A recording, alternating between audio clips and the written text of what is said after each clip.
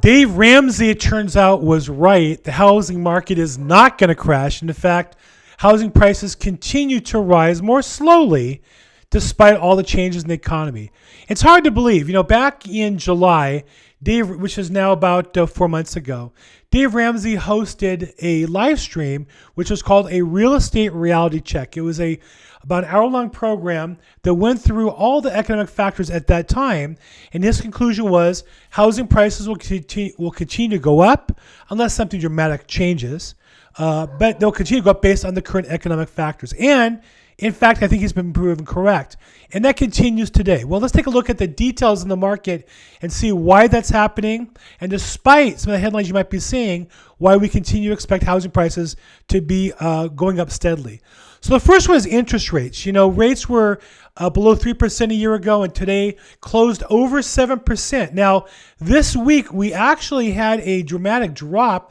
Rates went down from 7.37 back on Thursday a week ago and closed yesterday at 7.08. So about 3/8% drop in rates.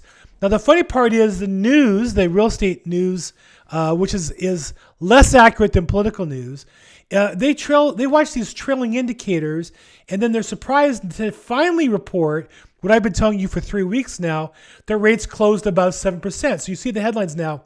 Mortgage rates topped 7% for the first time since 2002, according to CNN. That was 3 days ago.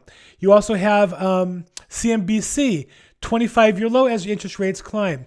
So you'll see the news is finally getting aboard that rates have closed above 7%, but it's been there for, as I said to you, over 3 weeks. We went above 7% back on October 6th. So what does this mean for you as a homeowner, prospective homeowner buyer? Well, rates go up. It means to buy a house, the payment for that goes down, and of course, it causes demand to go down. So the news organizations jump on that fact, and they report that mortgage demand from home buyers is now half of it was a year ago. And that sounds dramatic, and it sounds very important, and it sounds like it's something that CNBC can report to get you to click on the website and talk about housing. But how does it really affect the market? If you remember a year ago, the big complaint of the real estate industry was that housing wasn't affordable, that too many people couldn't afford to buy a house. Not only that, a year ago, what was being reported was there were too many bidding wars, that people would bid on a house and the average listing for every sale had maybe 10 other offers that weren't accepted. So now we say the mortgage demand is half of that. Does that mean instead of 10 offers, you have only 5 offers on the house that's properly priced? The answer is yes. And so what's happened is we've gone from a supernova hot market to what I would call, based on my 36-year experience in the market, a good, healthy market still. How can that be with the rates jumping up and the economy being where it is, maybe threatening recession? How can it be that we still have an overall good economy? There's 2 main factors I think are still affecting the economy. Number one is inventory. In order for prices to go down, there has to be more homes for sale than there are buyers looking to buy the property. You can see that housing prices have continued to go up nationally at a slower rate. You can see that each region, housing prices have still overall gone up. So we know that housing prices are going up. Why is that? And what we see is the inventory now, oops, I didn't mean to hit that button, but inventory now is above any period before the COVID. While inventory is higher than it was a year ago, it's still below pre-COVID period ever.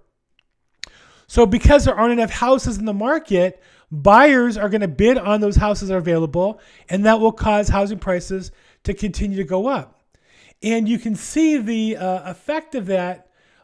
This is a great graph from Calculated Risk that shows the inventory months against the prices. And generally, when you have less inventory months, prices go up more inventory, prices go down more. Yet, here we have these 4 months that are all associated with higher price increases. And you can see that July and August, we had still had price increases. We still had inventory that was low. They should have had price increases where we didn't have the prices. And so what's happened is prices have slowed down for the inventory where we are based on the overall economy. And I think this is one of the key theses is that housing prices would be up even more, but for the lousy economy. Whereas 2008 and 9, the housing market dragged down the economy. I think what's happening now is the economy overall is dragging down an otherwise extremely healthy housing market. That was one factor. The other factor I want to show you as far as why the market's not going down is interest rates. Is rentals. To some degree, the price of property is function of the rental.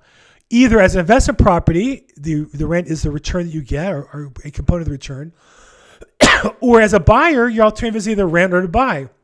As long as rent prices keep going up, housing prices will go up as well. And while you can see that the rental prices have come down from their record highs from, let's say, the last few quarters, overall, by historic standards, they're amongst the highest ever. And that's why we would expect to see, as long as rentals are here, housing prices to remain strong. So what do? Well, I think the answer is not to panic. Do what's right for you. If you can afford to buy a home, it makes sense to do that. It's a good decision. Great time to buy a home. Let's look at some alternatives, adjustment rate mortgages, buy downs on mortgages to get you the best rate possible, to make it as affordable as possible.